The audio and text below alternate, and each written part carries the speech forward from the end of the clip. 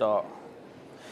Hello and welcome to the European Report. We're here in the European Parliament in the heart of the European Union, and in today's programme we'll be discussing the new Trump administration and what impact will Donald Trump have as US President on European foreign policy towards the Middle East. And so to answer this very important question, I'm joined by a good friend of this programme, Bas Belder, MEP from the Netherlands, Charlotte Gutman, who's representing Belgium and also the Jewish community, and also joined by Ruth Isaac, who's filling in for Thomas Sandell on behalf of the European Coalition for Israel. So welcome to the programme. Bas, I'll start the programme with you. I mean, the last month we've seen dramatic events regarding Israel. Firstly, the UN Security Resolution 2334, which was very biased against Israel. And then we've had the Paris Peace Conference. We've also then had the inauguration of Donald Trump as America's 45th president. How have all these dramatic world events, particularly centering on Israel, had its impact here on the European Parliament and its institutions? Thank you very much for the question. Firstly, I want to underline that next week was also very important for the European Parliament because our presidential election. And why I'm telling that? Because our new president, Antonio Tajani, I know him personally for years, and especially I have good recollections as a chair of the Israel delegation here, and also now as vice chair. Why?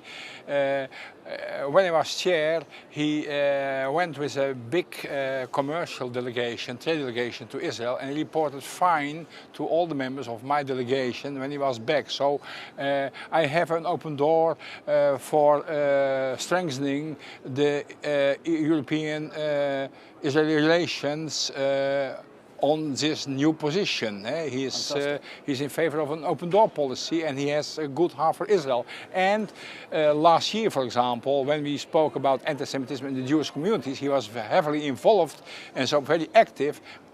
In other words, in this House, the election of Mr. Tajani is good for the EU-Israeli relations, especially with the position of the European Parliament. Coming back to your question, look, what is important here and what should the EP realize, all the members, that what is the reality on the ground and how the Trump administration will behave is, of course, still we are waiting for concrete deeds. But that said, when I see how Israeli academics and Israeli politicians are looking at the prospect already before the election was done in the United States, that was wisdom, that was political insights. What we see here, especially in the Netherlands, is so much bias, especially in the media. So I hope that everything that Trump will do in good terms to Israel is not biased, because it is doing by Trump. And what is important especially, that reality on the ground, that means what I now see is that Trump looks at the whole region.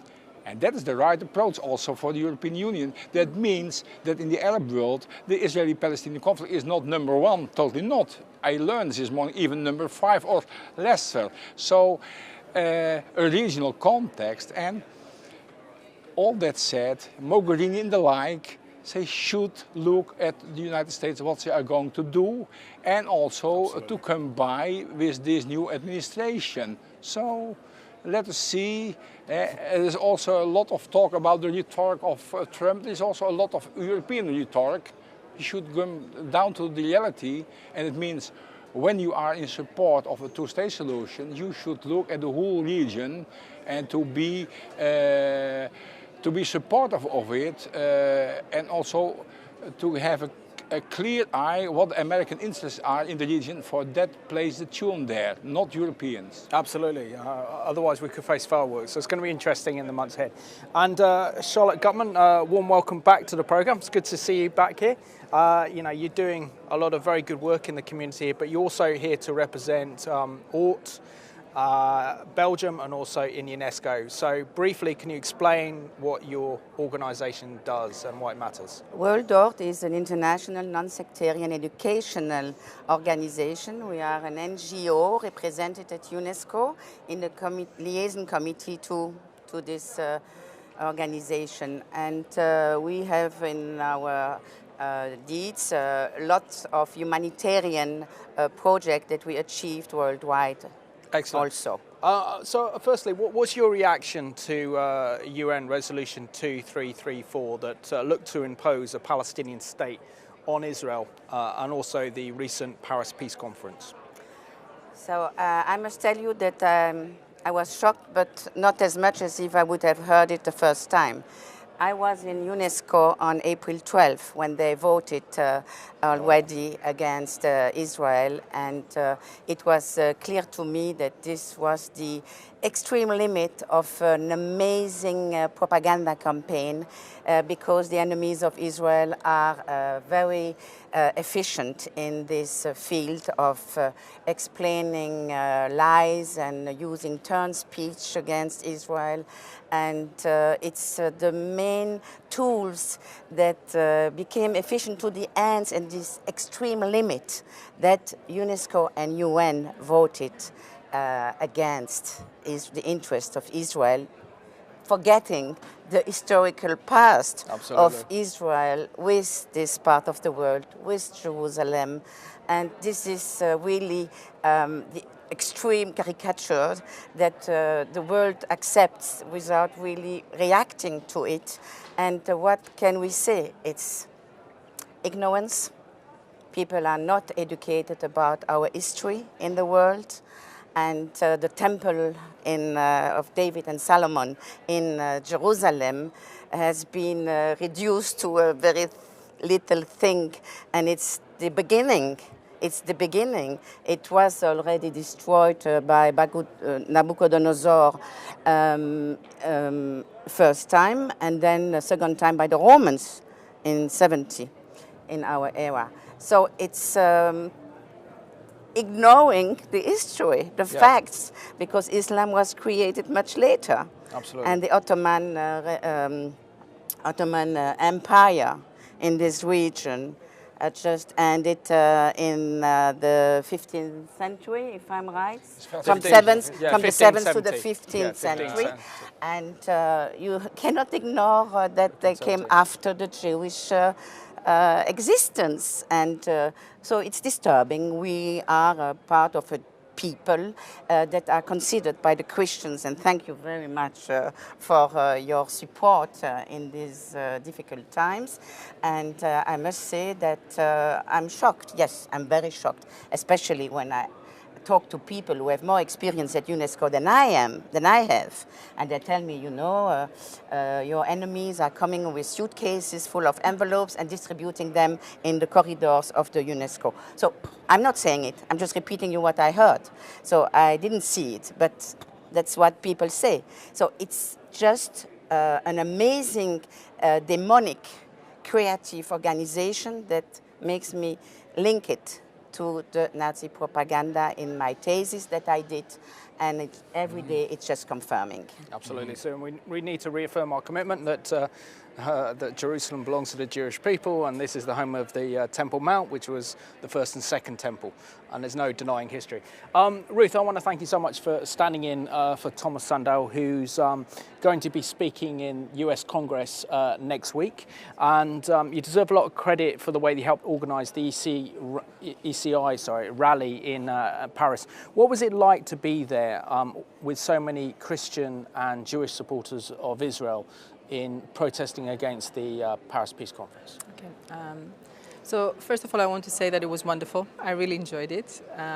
There were people from different countries. We didn't know each other. That was the first time we all met each other, and we're all just happy to be there. And you had Christians, you had Jewish people, you have Africans, you have Europeans. It was just a very beautiful atmosphere, and it was a celebration of peace and friendship. So I really enjoyed it. And I want to say that in that conference, something really important happened for me, was that I met somebody who I knew only through a TV report. It was an African young pastor that he had gone in 2015. I'm not sure if some of you might know the story. In 2015, he went to the Temple Mount, and because he was holding something with an Israeli flag on it, basically he was attacked and beaten. There was blood coming out of his head, you know. And he was telling me how it is completely unacceptable to have this level of violence and discrimination and incitement against the Jewish people, but also against every single Christian that dares to support or dares to voice their support for Israel. So, as I said, it was very much a celebration. We really enjoyed it, and I like the solidarity that what I saw. Yeah. Fantastic, thank you, Ruth. And Bas, if it had not been for the British government and Theresa May in actually confronting this shameful resolution, UN Security Resolution, 2334, the Paris Peace Conference would have implemented that declaration and implemented that UN Security Resolution, which effectively means that this would be imposing a Palestinian state on Israel without the Israelis and the Palestinians being able to negotiate a final status agreement. Plus also with this one also means that this limited Israel to its very dangerous borders known as the Auschwitz borders, or the 4th of June 1967. And the EU Commission were wanting to implement that declaration, had they done so, what would have the impact been here on supporters of Israel like yourself in the European Parliament in terms of policy? Let us say, fortunately enough, we have no clout and we have not the power to implement anything in the Middle East, firstly. Secondly, already the thought of the intention is poisonous, is dangerous. Absolutely. So I should like that more and more member states become aware that this EU policy of two states in European mindset is totally false. It's totally against the security interest of the State of Israel. I was in December, 1st December, I was for a week with my ECR party bureau in Jerusalem. I spoke with a German military historian, a fellow Christian. And he was quite clear. He showed me documents and told me and let me see his publications on. There is always here the big bone of contention is the settlement policy. The EU has its own settlement policy in Area C, where they are financing Palestinian settlements for so-called Bedouins, but it is quite clearly against international law.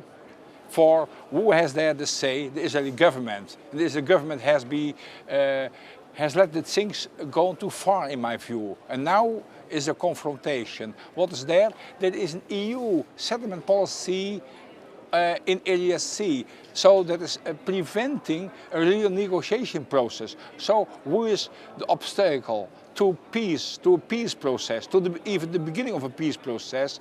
And I can assure you that this issue of the EU settlement policy, I will in the coming months, together with my colleagues, have here on the agenda. We will have, for we should be quite practical. It is announced that in the next plenary session in February, we will have a debate on the situation on the West Bank. I will ask them, Mrs. Mogherini, what legal nature is there for an EU settlement policy to all the stipulations, all the agreements that there is that military and civil authority on the Israeli side that is really putting a stop to any rational negotiation process. And that is it always is it here on illegal action from the Israeli side. In the European Union, the European Commission, and Mrs. Mogherini should took their hands in their own bosoms, and then and what is important, and that is my main point. Since 1999, I'm here, always about a secure Israeli state in the two-state solution in their option. No, what they are doing, the European Union, is against the security interest of human peoples, Jewish people that have now a home, a safe home for the nation. Absolutely. Well, I really commend you for doing that, Bas. I think that's extremely important. And, you know, Charlotte, what's your reaction to, firstly, the UNESCO not recognising any Jewish claims to Jerusalem? This is denying Jewish history, the spiritual and political connection the Jewish people have with Jerusalem. And now, particularly with the UN Security Resolution 2334, is actually saying that the international community doesn't recognise Israeli control or rights to the Western Wall, which is the most holiest site in Judaism, also the Temple Mount and the old city of Jerusalem? So, first I would like to say that East Jerusalem was annexed to Israel, and that the people living there are receiving the advantages of being under Israeli sovereignty. Yep. That means they get social security, and even I heard that now there is a list of people from Jerusalem, East Jerusalem, asking for the Israeli ID, because they understand that they have more advantages to become Israeli than to remain in the fight, which is, in my opinion, a political fight, not really objective to Israel. And this fight is blaming Israel again and again and again. Every second line of the resolution you could read the occupied forces, the occupying country. And it's really desperate to read these words because, okay, you have international law, which is the result of a lobbying, efficient lobbying I mentioned before. But these words are really damaging a lot the situation, and that's why they exist.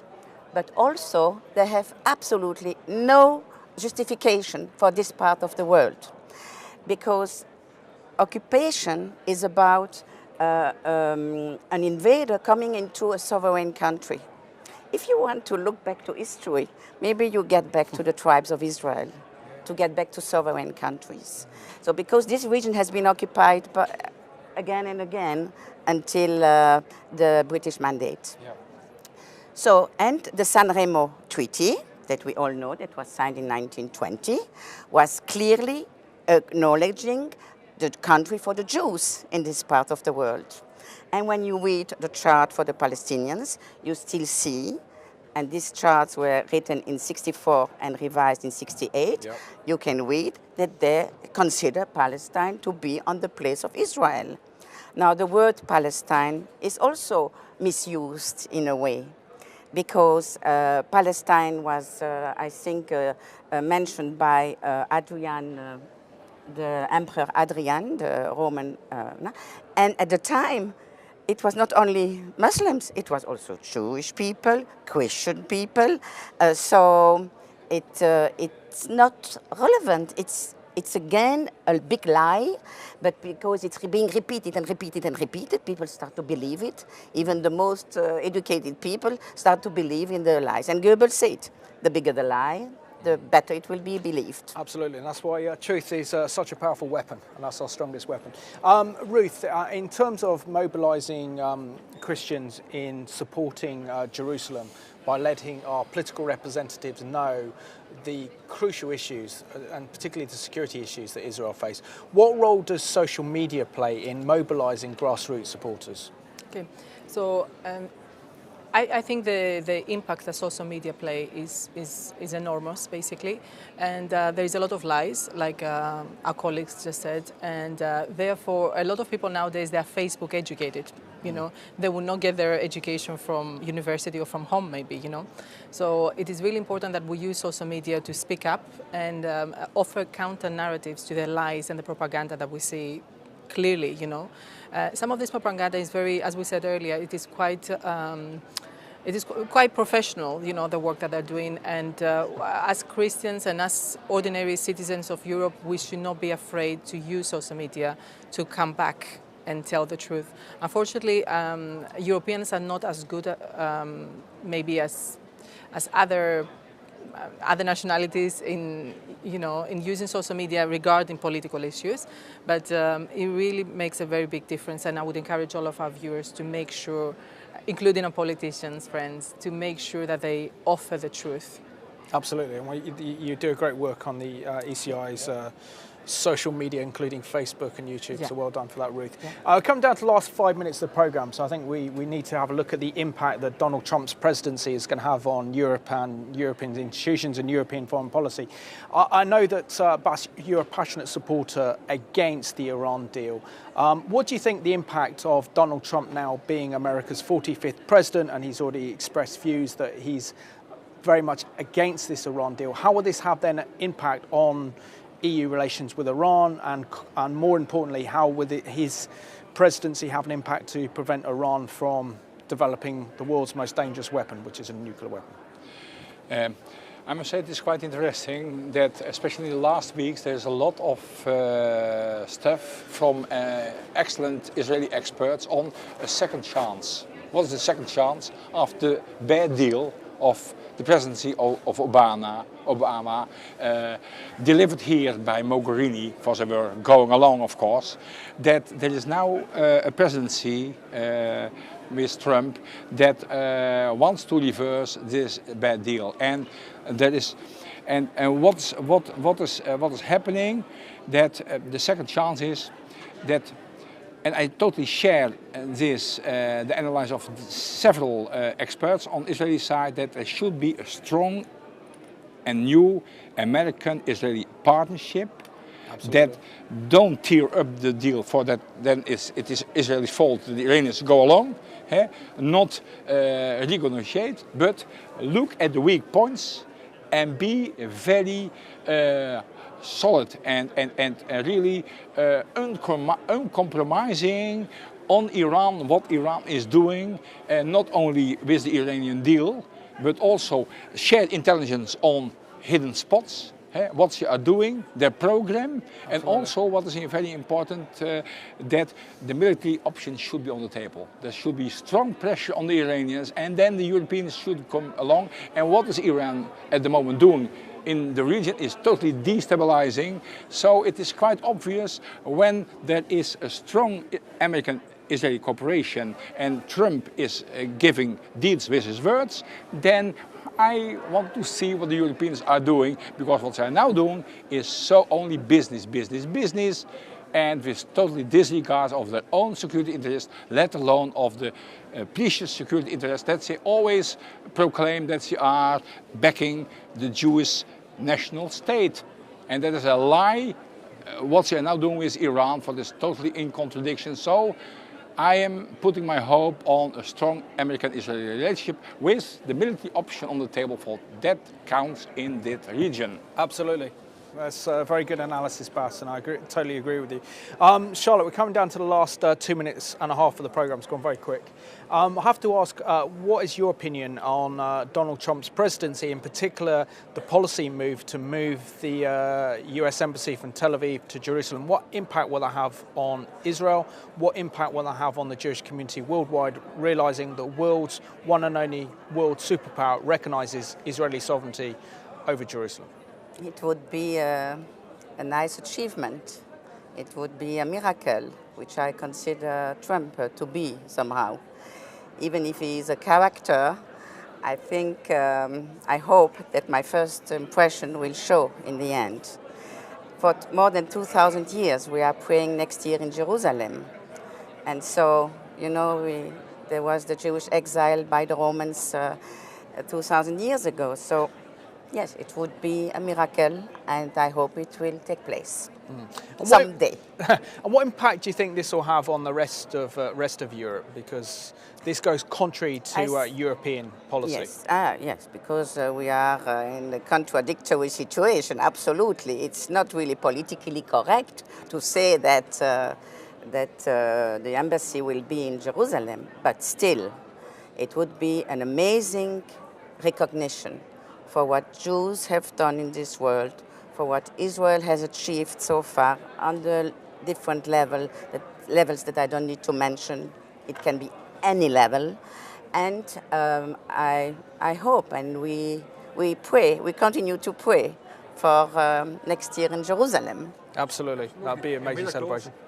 Biblically saying, are on the Jewish side, because the Lord of Israel No, absolutely. So very quickly, Ruth, how can our viewers become more of a digital ambassador for Israel and be actually involved in social media so they can put Israel's case forward? Okay. First of all, ECI itself, we have a Facebook page, we have Twitter, and we encourage everyone, all of the viewers to obviously follow us and share some of our content. If they have any ideas, we're also very open to suggestions, and especially from young people. We want to be reaching, our website is ec4i.org, and our Facebook page is European Coalition for Israel. I want to obviously thank MEP Bas Belder for his support for Israel. And I just want to say that I heard with my own very ears Federica Mogherini saying that for her it is #1 priority to deal with the issue of Israel. And we want to make sure that the European citizens and the taxpayers, they need to know that this is what their government and what EU are doing. And if they don't agree, and if they prefer some attention and money to be given towards the Syrian refugees and other humanitarian crises in Israel, they need to let the representatives know, first of all, by writing to them, but also on social media. This really counts. People do follow what the opinion of the public is.